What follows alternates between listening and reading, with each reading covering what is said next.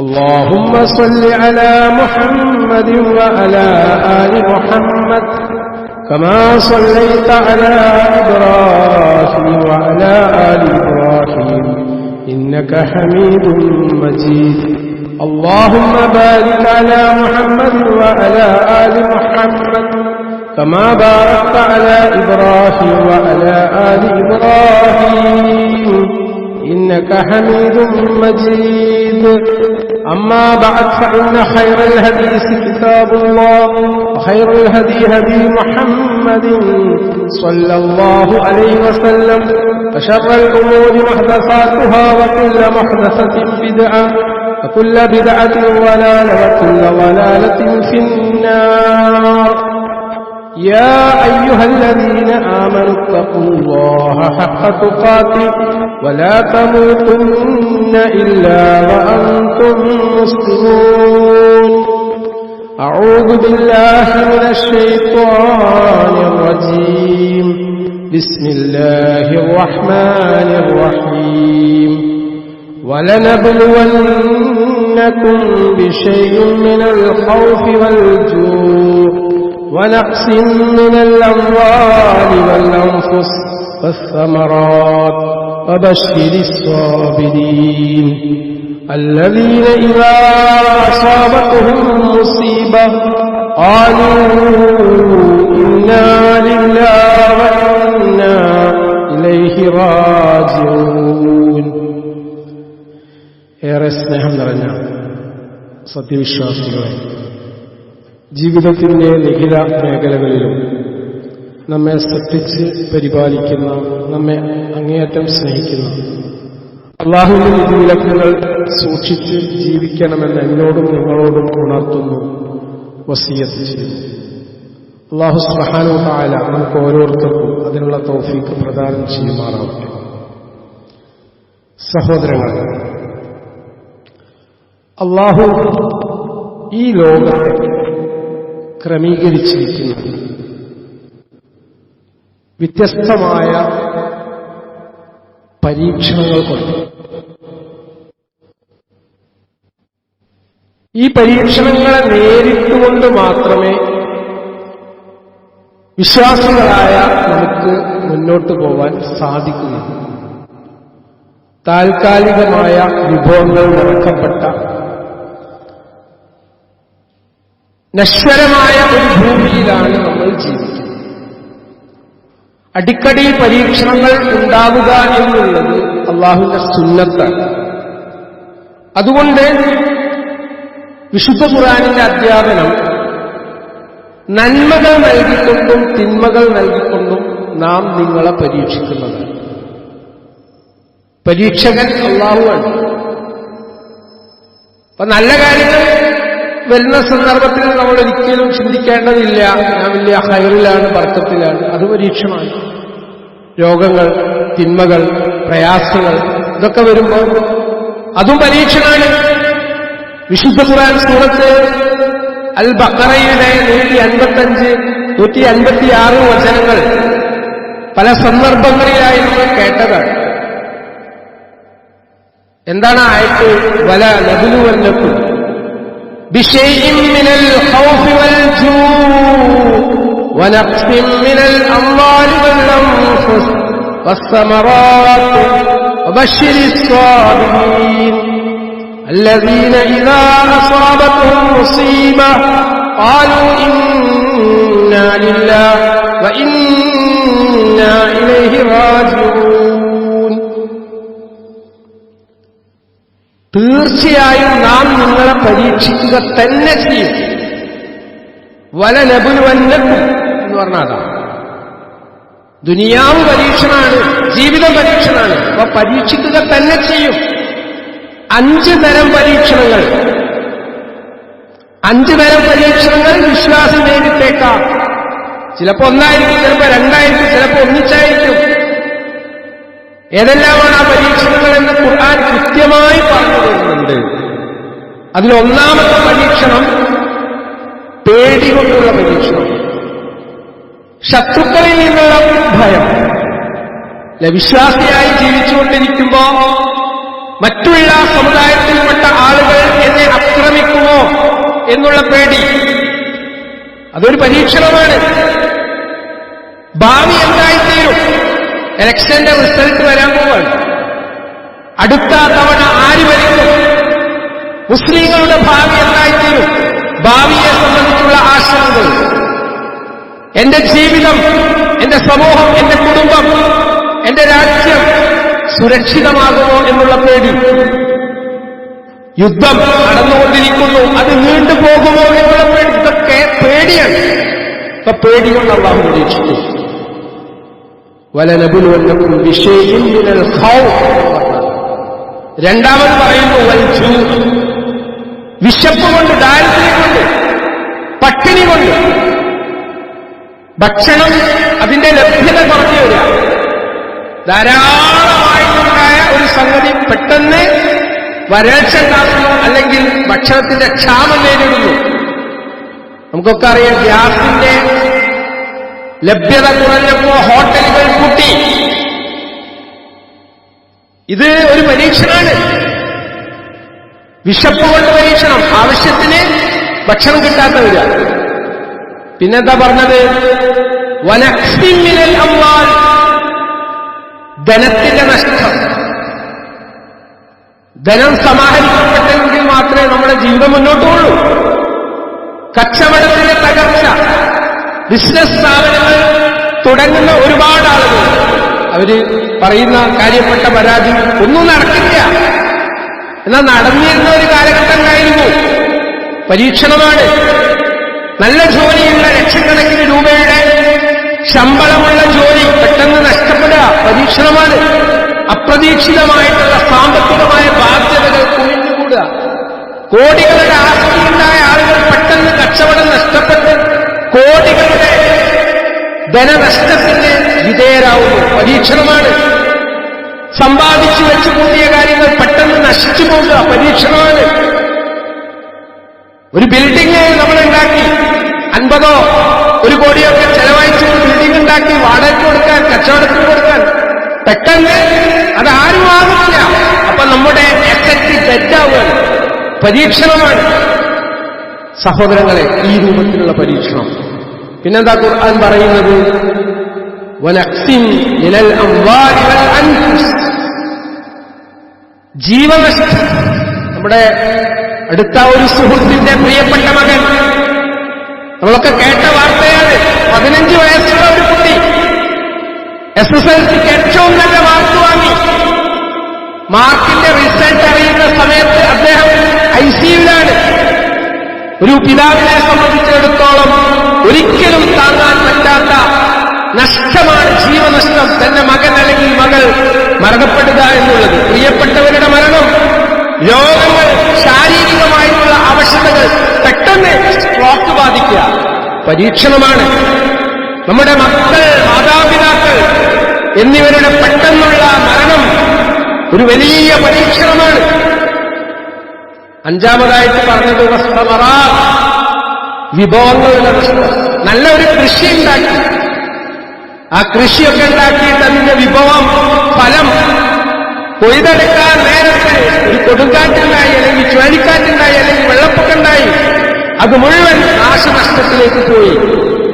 ഇതും അള്ളാഹു ഒരു പരീക്ഷണമായിട്ടാണ് തരുന്നത്. ഈ 5 പരീക്ഷണങ്ങളിൽ ഏതെങ്കിലും ഒക്കെ നിങ്ങൾ നേരിട്ടേക്കും എന്ന് ഖുർആൻ മുന്നറിയിപ്പ് നൽകണം. ഇത് പറഞ്ഞതിന് ശേഷം ഖുർആൻ എന്താ പറയുന്നത്? വബശ്ശിരി സ്വാബിരീൻ, എന്നാൽ ക്ഷമാലുക്കൾക്ക് നിങ്ങൾ സന്തോഷവാർത്ത അറിയിക്കുക. കാരണം ആരാണ് ക്ഷമാലുക്കൾ? വിശ്വാസികൾ ആരാണ്? അല്ലദീന ഇദാ അസാബത്തുഹും മുസീബ ഖാലൂ ഇന്നാ ലില്ലാഹി വ ഇന്നാ ഇലൈഹി റാജിഊൻ. വിശ്വാസികൾക്കറിയാം ജീവിതം എന്നുള്ളത് പരീക്ഷണമാണ്. വ്യത്യസ്ത രൂപത്തിലുള്ള പരീക്ഷണങ്ങൾ വന്ന് ഭവിച്ചേക്കാം. അപ്പൊ അത്തരം ഘട്ടത്തിൽ വിശ്വാസി അള്ളാഹുവിനുള്ള വിധിവിശ്വാസമുള്ളവർ, ഷർറും ഖൈറും അള്ളാഹുവിനുള്ളതാണെന്നുള്ള വിശ്വാസം വിശ്വാസിക്ക് മാത്രമുള്ളതാണ്. അതാണ് ഖളാ ഖദറിലുള്ള വിശ്വാസം. അജബുൽ അംരിൽ മുഅ്മിൻ, വിശ്വാസിയുടെ കാര്യം അത്ഭുതകരമാണ് എന്ന് പ്രവാചകൻ സല്ലല്ലാഹു അലൈഹി വസല്ലം പഠിപ്പിച്ചത് അതാണ്. നന്മയും തിന്മയും അള്ളാഹുവിനുള്ളതാണ്. ഈ ലോക ജീവിതം താൽക്കാലികമാണ്. മരണം എന്നുള്ളത് കൃത്യമായി നേരത്തെ പ്രഖ്യാപിക്കപ്പെട്ടതാണ്, നിശ്ചയിക്കപ്പെട്ടതാണ്. അതുകൊണ്ട് എന്റെ റബ്ബ് എനിക്ക് നിശ്ചയിച്ചതെല്ലാം ഖൈറാണ് എന്നുള്ള അചഞ്ചലമായ വിശ്വാസം, അതാ വിശ്വാസിക്കേണ്ടതാണ്. 2, അവൻ പറയും ഇന്നാ ലില്ലാഹി വ ഇന്നാ ഇലൈഹി റാജിഊൻ. നമുക്കറിയാം, ഞാൻ അല്ലാഹുവിനുള്ളതാണ്. ഒരു പ്രയാസം, ഒരു ബുദ്ധിമുട്ട്, ഒരു പ്രതിസന്ധി, ഒരു മരണം, ഒരു അപകടം, ഈ വാർത്ത കേൾക്കുമ്പോൾ വിശ്വാസി പറയും ഇന്നാ ലില്ലാഹി വ ഇന്നാ ഇലൈഹി റാജിഊൻ. തീർച്ചയായും ഞാൻ അല്ലാഹുവിനുള്ളതാണ്, അവങ്കലേക്ക് തന്നെയാണ് നമ്മുടെ മടക്കം. നാം സ്നേഹിക്കുന്നവരും നമ്മളും അല്ലാഹുവിന്റെ ഉടമസ്ഥതയിലാണുള്ളത്. അല്ലാഹ് ഉടമയാണ്, നമ്മൾ അടിമയാണ്. ഈ ഒരു ബോധം സഹോദരന്മാരെ, ഏറ്റവും അടുത്ത നമ്മുടെ ആളുകളുടെ മരണമുണ്ട്. അത് മക്കളാവാം, ഭാര്യയാവാം, പിതാവാവാം. പ്രത്യേകിച്ച് മക്കൾ, കൗമാരത്തിലൊക്കെ എത്തിയ മക്കളുടെ മരണം സംഭവിക്കുന്ന സന്ദർഭത്തിൽ എത്രമാത്രം വലിയ വിഷമമായിരിക്കും ഒരു പിതാവിനും മാതാവിനും ഉണ്ടാവുക. ഇതിനെ സംബന്ധിച്ച് പ്രവാചകൻ സല്ലല്ലാഹു അലൈഹി വസല്ലം പഠിപ്പിക്കുന്നുണ്ട്. ഇബ്നു മൂസൽ അശ്അരി, അബി മൂസൽ അശ്അരി റളിയല്ലാഹു അൻഹു, അദ്ദേഹം ഉദ്ധരിക്കുന്ന സ്വഹീഹായിട്ടുള്ള ഒരു ഹദീസിൽ കാണാൻ പറ്റും, ഇദാ മാത്ത വലദുൽ അബ്ദ് ഖാല അല്ലാഹു ലിമലായികതിഹി ഖബൽതും വലദ അബ്ദി ഫയഖൂലൂൻ നഅം ഖബൽതും സമറത ഫുആദി ഫയഖൂലൂന നഅം ഫയഖൂലൂൻ മാദാ ഖാല അബ്ദി ഫയഖൂലൂന ഹമിദക واسترجع فيقول الله ابنوا لعبدي بيتا في الجنة وسموه بيت الحمد. എത്ര മനോഹരമായ ഹദീസാണിത്. അതായത് ഒരു അടിമയുടെ മകൻ മരണപ്പെട്ട അല്ലാഹു മലക്കുകളോട് പറയും, അല്ലാഹുവിന്റെ ദാസന്റെ ഒരു മകൻ മരണപ്പെട്ടാൽ അല്ലാഹു മലക്കുകളോട് പറയും, നിങ്ങൾ എന്റെ അടിമയുടെ മകന്റെ ആത്മാവിനെ ഏറ്റെടുത്തോ. അള്ളാഹ്ക്കറിയാത്തോണ്ടല്ലേ ഈ ചോദ്യം, അള്ളാഹ്ക്കറിയാം. എന്നിട്ടും അള്ളാഹുവിന്റെ അടിമകളായിട്ടുള്ള മലക്കുകളോട് അവർ ചോദിക്കുകയാണ്, നിങ്ങൾ എന്റെ ദാസന്റെ മകന്റെ ആത്മാവിനെ ഏറ്റെടുത്തോ. അപ്പൊ മലക്കുകൾ പറയും അതെ. അപ്പൊ അള്ളാഹ് ചോദിക്കും, അവന്റെ ഹൃദയത്തിന്റെ കനിയെയാണോ നിങ്ങൾ പിടിച്ചെടുത്തത്? ഹിതാത്വത്തിനൊക്കെ നമ്മൾ പറയും, കരളിലെ കഷ്ണം, ഹൃദയത്തിന്റെ ഭാഗം, അതാണോ നിങ്ങൾ പിടിച്ചെടുത്തത്?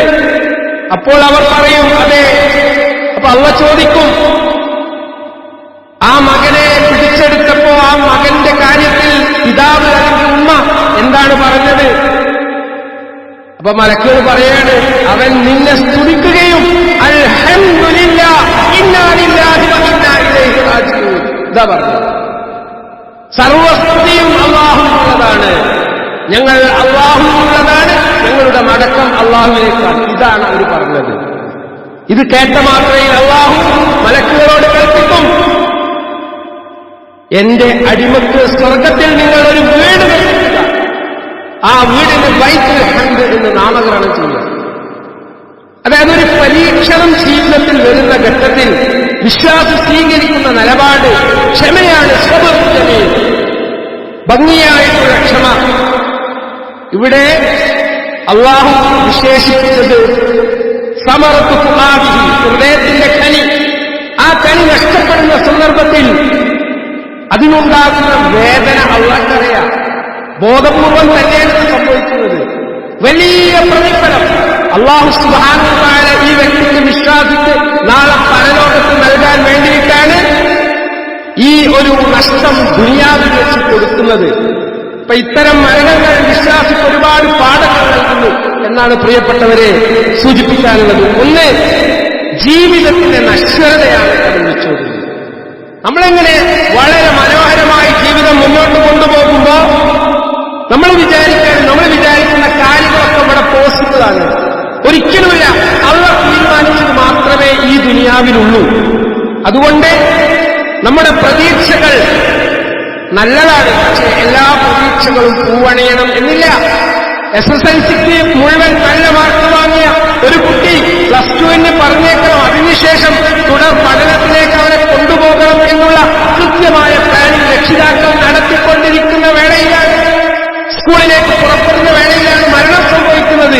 പ്ലാനുകൾ തെറ്റി ജീവിതം നശ്വരമായുള്ള പാടാണ്. രണ്ട്, ഒന്നും നമ്മുടെ ഉടമസ്ഥാവകാശത്തിലല്ല, അള്ളാഹു നമ്മെ ഏൽപ്പിച്ച അമാനത്താണ് നമ്മുടെ സമ്പത്തും നമ്മുടെ സന്താനങ്ങളും. ഈ അമാനത്ത് വിശ്വസ്തമായിട്ട് ഡീല് ചെയ്യുന്നുണ്ടോ, കൈകാര്യം ചെയ്യുന്നുണ്ടോ, അതാ അള്ളാഹു പരിശോധിക്കുന്നത്. മക്കൾ നമ്മുടെ ഉടമസ്ഥതയിലല്ല, അള്ളാഹു നമ്മെ ഏൽപ്പിച്ച അമാനത്താണ്. അള്ളാഹുവിനുള്ളതാണ് മക്കൾ. അള്ളാഹ് അതിന്റെ സമയം വരുമ്പോൾ തിരിച്ചെടുക്കുന്നു. ഇതാണ് രണ്ടാമത്തെ പാഠം. മൂന്ന്,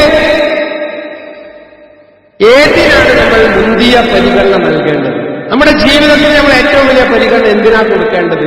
അതാണ് ഇത്തരം മരണങ്ങൾ നമുക്ക് നൽകുന്നത്. ഭൗതിക നേട്ടങ്ങൾക്ക് വേണ്ടിയിട്ടാണോ, ജീവിതത്തിന് വേണ്ടിയിട്ടാണോ നമ്മൾ പ്രാധാന്യം കൊടുക്കേണ്ടത്? ഏറ്റവും കൂടുതൽ സ്നേഹിക്കുന്നത് ആരെയാണ്? അള്ളാനെയാണോ? മക്കളെ സ്നേഹിക്കുക, ഭാര്യനെ സ്നേഹിക്കുക, കുടുംബത്തെ സ്നേഹിക്കുക, ഒക്കെ സ്നേഹിക്കാം. പക്ഷേ ഏറ്റവും കൂടുതൽ സ്നേഹിക്കേണ്ടത് അള്ളാനെയാണ്. അള്ളാഹ് എനിക്ക് തന്ന കാര്യങ്ങളാണ്. നാലാമതായിട്ട് ഇത് നൽകുന്ന പാഠം, ക്ഷമയ്ക്ക് വലിയ പ്രതിഫലമുണ്ട്. ജീവിതം മുഴുക്കെ ക്ഷമിക്കേണ്ടവരാണ് വിശ്വാസികൾ. ക്ഷമിക്കാതെ ഒരാളും കൂടെ ജീവിക്കാൻ പറ്റില്ല. ഏറ്റവും കൂടുതൽ പരീക്ഷിക്കപ്പെട്ടത് പ്രവാചകന്മാരാണ്. ഒരു തിന്മ ചെയ്തിട്ടല്ല അവർ പരീക്ഷിക്കപ്പെട്ടത്. അതുകൊണ്ട് വിശ്വാസികൾ പലതരത്തിൽ പരീക്ഷിക്കപ്പെടും.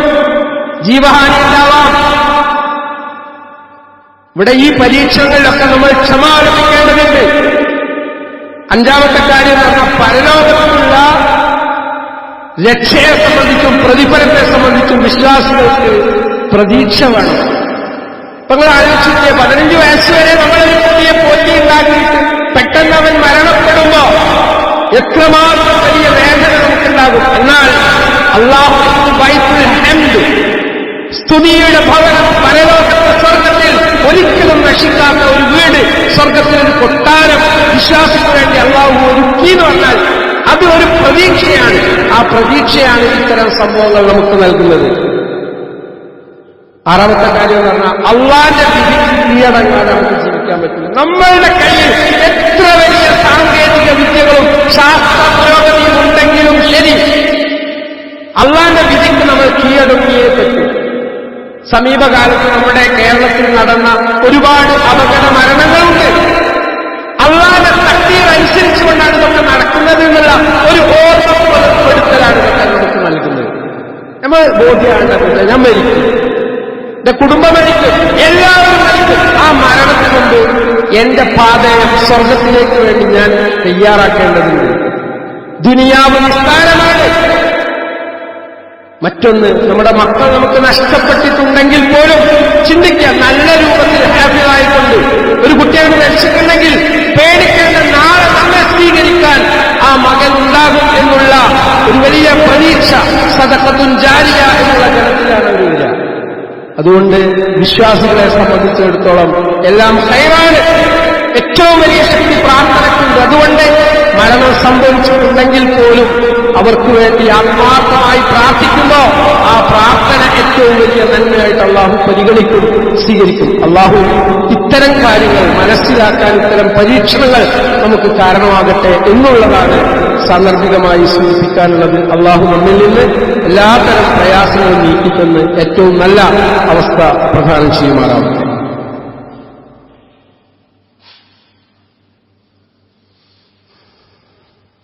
അൽഹംദുലില്ലാഹി റബ്ബിൽ ആലമീൻ വസ്സലാത്തു വസ്സലാമു അലാ റസൂലില്ലാഹി വഅലാ ആലിഹി വഅസ്ഹാബിഹി അജ്മഈൻ.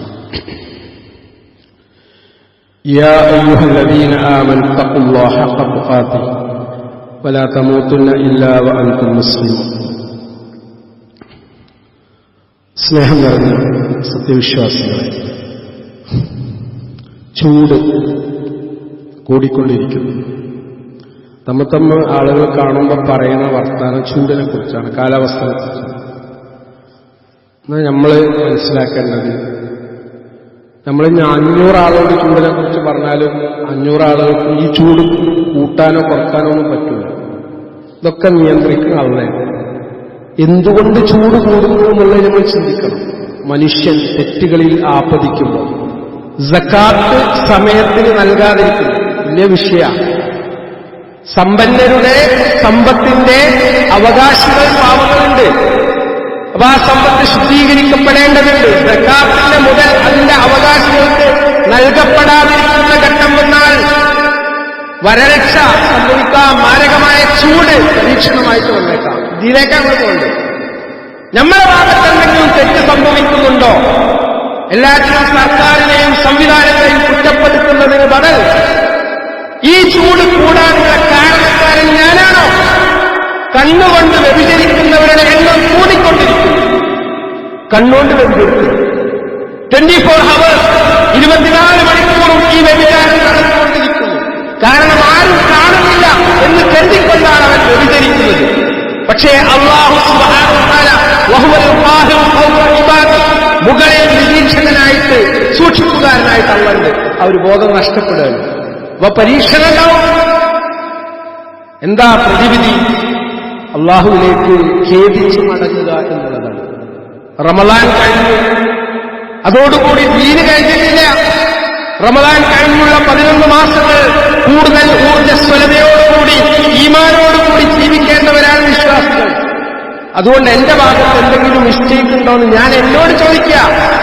വിചാരണ ചെയ്യപ്പെടുന്നതിന് മുമ്പ് സ്വയം വിചാരണ ചെയ്യുക. അള്ളാഹുവിലേക്ക് ഖേദിച്ച് മടങ്ങുക, തെറ്റ് തിരുത്തുക, ഇസ്തിഗ്ഫാർ വർദ്ധിപ്പിക്കുക.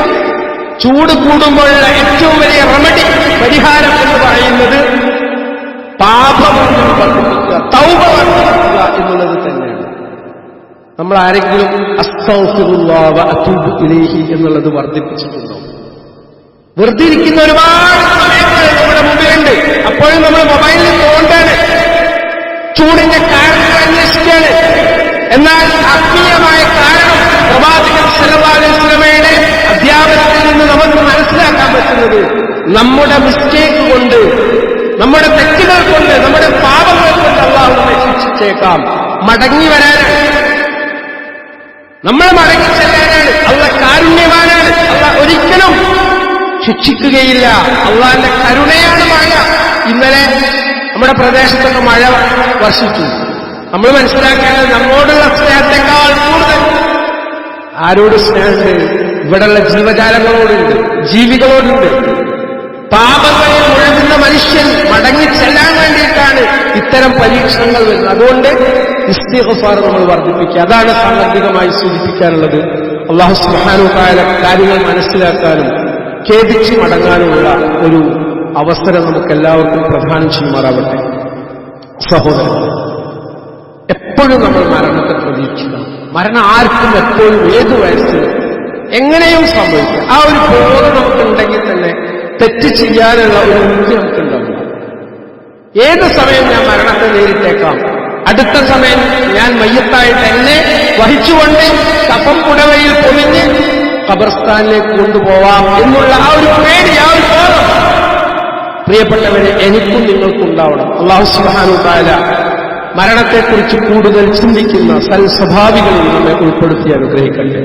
അല്ലാഹു ഗ്ഫിർ മുഅ്മിനീന വൽ മുഅ്മിനാത്ത് വൽ മുസ്ലിമീന വൽ മുസ്ലിമാത്ത് അൽ അഹ്യാഅ മിൻഹും വൽ അംവാത്ത് ഇന്നക മുജീബുദ് ദഅവാത് യാ ഖാദിയൽ ഹജാത്ത് توفنا مسلما والحقنا بالصالحين اللهم اجرنا من النار اللهم اجرنا من النار اللهم اجرنا من النار ربنا تقبل منا انك انت السميع العليم وتب علينا انك انت التواب الرحيم ربنا ظلمنا انفسنا وان لم تغفر لنا وترحمنا لنكونن من الخاسرين ربنا آتنا في الدنيا حسنة وفي الآخرة حسنة وقنا عذاب النار وصلى الله على محمد وعلى آله وصحبه أجمعين.